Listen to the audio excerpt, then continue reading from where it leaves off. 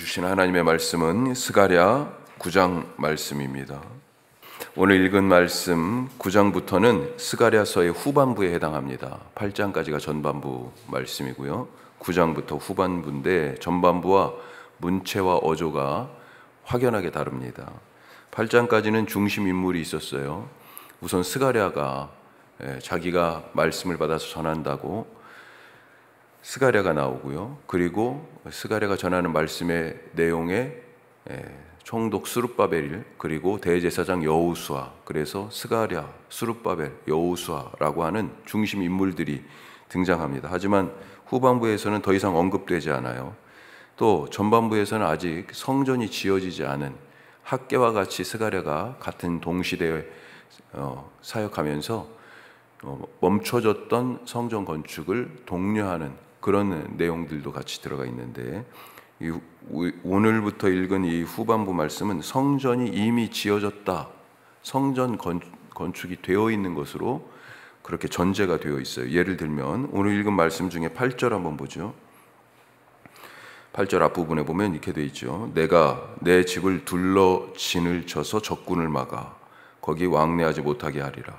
적군으로부터 내 집, 성전을 보호하시겠다는 말씀이잖아요. 성전이 있는 걸 지금 전제하는 겁니다. 자, 이런 후반부 말씀 크게 둘로 나눌 수 있습니다. 이 9장부터 14장까지를 둘로 나누는데 9장에서 11장까지 하나고 12장부터가 또 한 단락입니다. 왜 그러냐면 어느 단어 때문에 그런데 마사라고 하는 이 히브리 단어 때문에 그래요. 이게 경고라는 뜻을 갖고 있습니다. 자, 그게 9장 1절 오늘 말씀 시작하면서는 잘 안 나와요. 번역 때문에. 그런데 히브리 말은 12장 1절 말씀을 보면 그 경고의 말씀이 나옵니다. 이렇게 시작해요. 12장 1절이 이스라엘에 관한 여호와의 경고의 말씀이라. 9장 1절도 사실은 이렇게 시작하는 게 맞을 것 같은데 번역이 이 경고라고 혹은 말씀이라는 단어, 말씀으로 번역이 되어 있긴 하지만 조금 다르게 번역이 되어 있습니다. 자, 하여튼 경고한다, 경고의 말씀이라는 걸로 9장과 12장이 시작하면서 크게 이 후반부를 둘로 나눌 수 있다 하는 거죠. 자, 어떤 경고를 하시는 걸까요? 후반부의 내용이 우선 여호와를 인정하지 않은 이방 민족들에 대한 심판이 있다라고 하는 경고입니다. 또 이어서 악하고 불의한 목자들에 대한 심판, 이런 경고의 말씀이에요. 자, 거기에 주님의 영을 부어서 이 땅을 이렇게 아파하고 죄로 얼룩진 이 땅을 주님의 영을 부어서 정화하는데, 이 모든 일, 심판과 정화의 이런 모든 일들을 하는 메시아가 오셔서 이 메시아 왕을 통해서 이 모든 일들이 이루어진다 하는 것입니다. 자, 이 왕은 어떤 왕이냐? 세상 왕들이 하는 방식과 달라요. 병거와 군사들을 앞세워서 무력으로, 힘으로 다스리고 억지로 이루어내는 그런 것이 아니고요. 겸손한 하나님의 공의의 왕이시다. 그래서 입성하는데 나귀 새끼를 타고 오는 그런 왕이시다라고 하는 것입니다. 자, 이런 후반부에 대한 기본적 그림을 가지고 오늘 말씀 조금 더 들어가 보죠. 첫 번째로, 세상에 하나님의 소유가 아닌 것이 없다. 하나님의 것이 아닌 것이 없다, 세상에. 자, 여호와의 말씀이 임했어요, 지금. 경고의 말씀이. 그런데 이 말씀이 효력을 미치는 범위가 어디까지입니까? 어디까지 유효해요? 공간적으로만 우선 생각해 보면 어디까지? 여호와 하나님은 이스라엘만의 하나님이십니까? 여호와가 이스라엘만을 위한 하나님이라면 다른 민족, 다른 나라, 다른 백성이 여호와의 말씀을 들을 이유가 없습니다. 오늘 9장 앞부분 말씀은 그렇지 않다라고 선언하는 거예요. 모두가 다 하나님의 말씀을 듣고 순종해야 한다 하는 얘기죠. 자, 1절 말씀 우리 다시 한번 읽어보겠습니다. 1절, 여호와의 말씀이 하드락 땅에 내려서 다메섹에 머물리니 사람들과 이스라엘 모든 지파의 눈이 여호와를 우러러 봄이니라. 하드락에 내린다고 되어 있습니다. 성경에 딱 한 번 여기 나와요. 다메섹 근처에 지명을 뜻하는 것 같습니다. 문맥상으로 아람 왕이나 아람의 신을 뜻한다. 때로는 그렇게도 보여져요. 자, 그런데 여호와의 말씀이 바로 지금 여기 이 이방 땅에 내린다는 것입니다. 그리고 이방 민족과 이스라엘 지파들이 바로 이 말씀하시는 여호와를 결국은 우러러 보고 있다 하는 거죠. 자, 2절 말씀에 이어서 2절 말씀에서는요, 여호와의 말씀이 어디에 내립니까? 하맛, 두로, 시돈. 자, 경계가 점점 더 넓어집니다. 그리고 4절부터는요, 이것이 조금 더 확장되어서 하나님의 내려주시는 그 말씀을 듣지 않는 이방 민족들의 땅을 여호와께서 정복하신다라고 하는 얘기가 쭉 나오는 거죠. 그래서 어떻게 됩니까? 특히 이제 블레셋 땅들이 쫙 열거되는데 정복이 돼가지고 어떻게 돼요? 7절 말씀에 보면, 자, 6절 끝에서부터 보면 블레셋 사람들을 쭉 언급하면서 블레셋 사람의 교만을 끊고, 자, 7절에 이어서 같이 한번 읽어보겠습니다. 그의 입에서 그의 피를, 그의 입 사이에서 그 가증한 것을 제거하리니 그들도 남아서 우리 하나님께로 돌아와서 유다의 한 지도자같이 되겠고 에그로는 여부스 사람같이 되리라. 에그론이 블레셋 도시예요. 자, 블레셋 족속이 얼마나 이스라엘에게 원수 같은 자들입니까? 여호수아 시대 이후로 가나안의 다른 족속들은 이제 언급이 잘 안 돼요. 거의 사라진 것 같습니다. 하지만 블레셋은요, 다윗 때까지도 건재했어요. 다윗이 블레셋으로 도망도 갔었잖아요. 사울 왕을 피해서. 다른 민족들은 잘 안 나와요. 그런데 블레셋은 계속해서 이스라엘을 엄청 괴롭혔고 어떤 때는 이 유다 땅을 다스리기도 했습니다. 삼손 시대 같은 경우는 위대한 사사 삼손이 있었지만 실제는 블레셋의 다스림 가운데 있던 그런 때예요. 자, 그런데 그들이 하나님께로 돌아오고 유다와 같이 그렇게 하나님께 취급을 받고 대접을 받는다, 여김을 받는다라고 하는 것입니다. 그리고 여부수 사람들이 나오죠. 여부수 사람들은 어떤 사람들입니까? 여부수 가나안 족속이에요. 예루살렘의 원주민입니다. 다윗이 예루살렘을 점령한 후에 이 여부수 사람들이 이스라엘 사람들과 함께 이제 살게 됐어요. 그래서 솔로몬의 그 성전이 지어진 오르난의 타작마당, 거기가 여부수 사람 오르난에게서 산 거예요. 여부수 사람.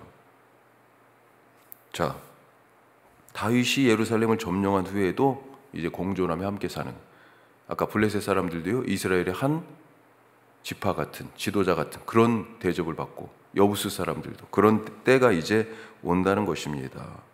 하나님은 이스라엘을 하나님 백성으로 세상 사람들에게 샘플로 제시하신 것이지, 다른 민족과 백성들은 다 죽을 놈들, 다 지옥 갈 놈들, 다 너희는 소용없어, 이런 게 아니고요.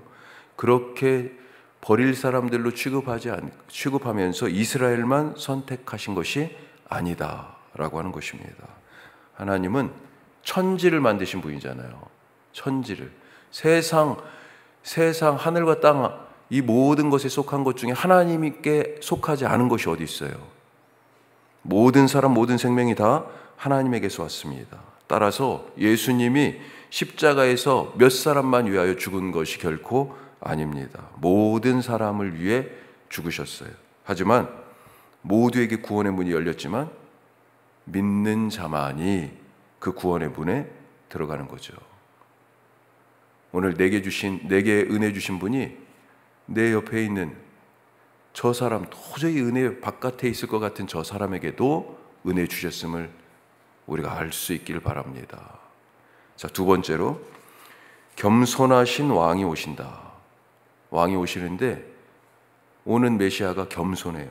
자, 이런 지금까지 말씀드린 이 앞부분에 하나님의 이 계획, 이 계획을 실행할 메시아가 오는데 구원도 하시고 심판도 하시고 8절에 보면 자기 백성을 보호도 하시잖아요. 그렇죠?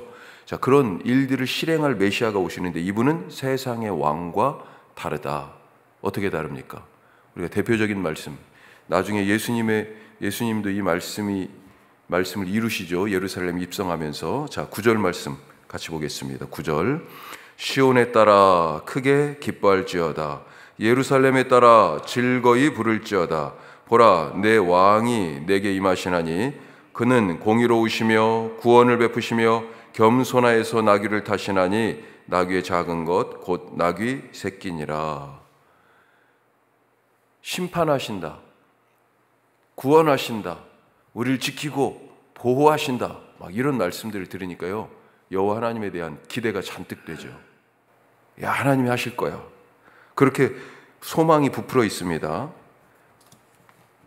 앞에서 두로와 시돈, 그리고 하드락, 다메섹, 지중해 해안의 그 5 블레셋 도시 국가들, 쭉 열거를 했는데 심판의 대상으로 언급이 됐어요.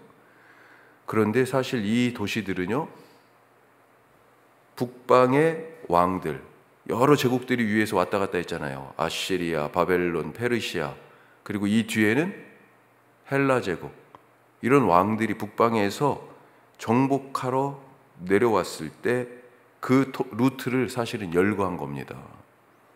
나중에 헬라 제국의 알렉산드로스 대왕이 이 루트를 따라서 와가지고 가사까지 점령하고 올라가요.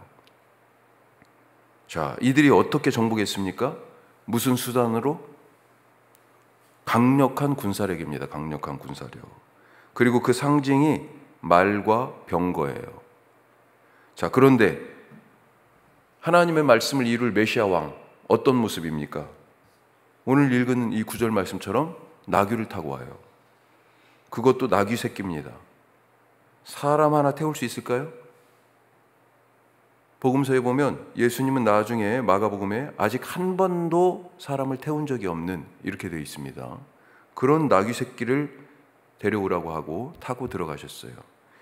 한번 생각해 보세요. 뒤뚱거리면서 불안불안하지 않았을까요? 아직 한 번도 사람을 태워보지 않은, 다 자란 나귀도 아니고요, 나귀 새끼예요. 나귀 새끼.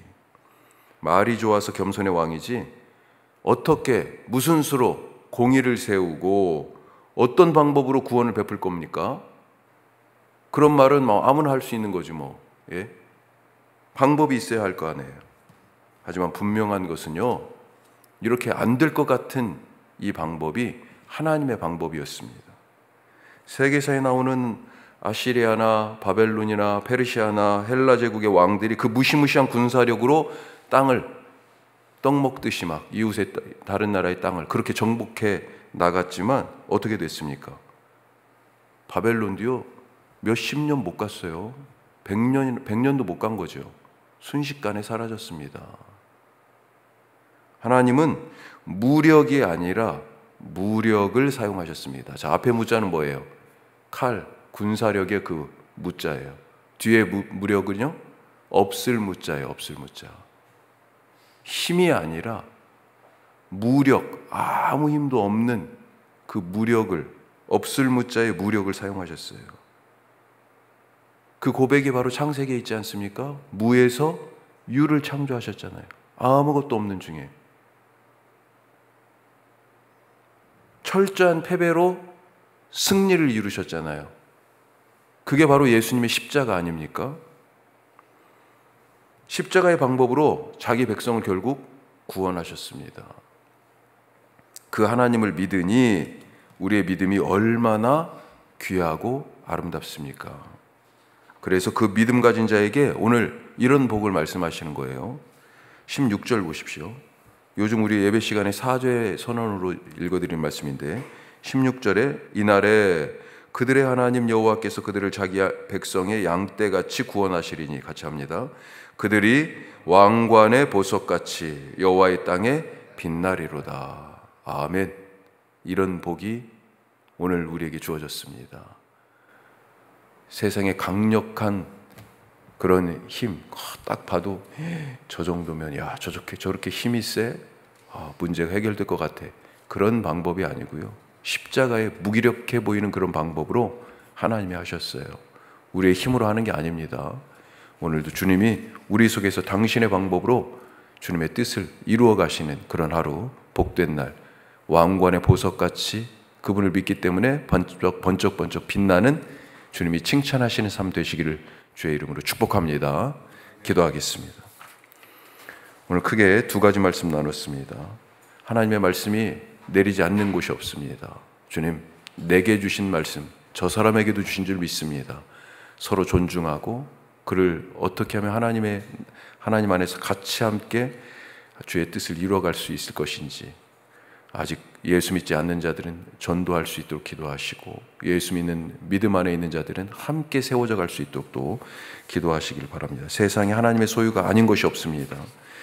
겸손하신 왕, 그분이 오셔서 세상 왕들처럼 힘이 아니라 무기력함으로 아무 힘도 없는 그런 모습이었지만 하나님의 뜻을, 구원을, 보호하심을 이루셨습니다. 오늘 주님을 믿는 마음 더욱더 크게 하여 주시옵소서. 우리 교회가 철저하게 예수님의 방법으로 사역하고 앞으로 주어진 7년을 또 열어가게 하여 주시옵소서. 기도하시면서 우리 교회의 비전과 사람이 교회되는 이 비전이 특별히 혁신도시 1만 2천여 세대 3만여 명의 주민과 일터를 통하여서 주님 드러나고 나타나게 하시며 땅끝까지 가는 그런 복음의 증언자들이 되게 하옵소서. 말씀과 교회를 놓고 우리 다 같이 기도하겠습니다.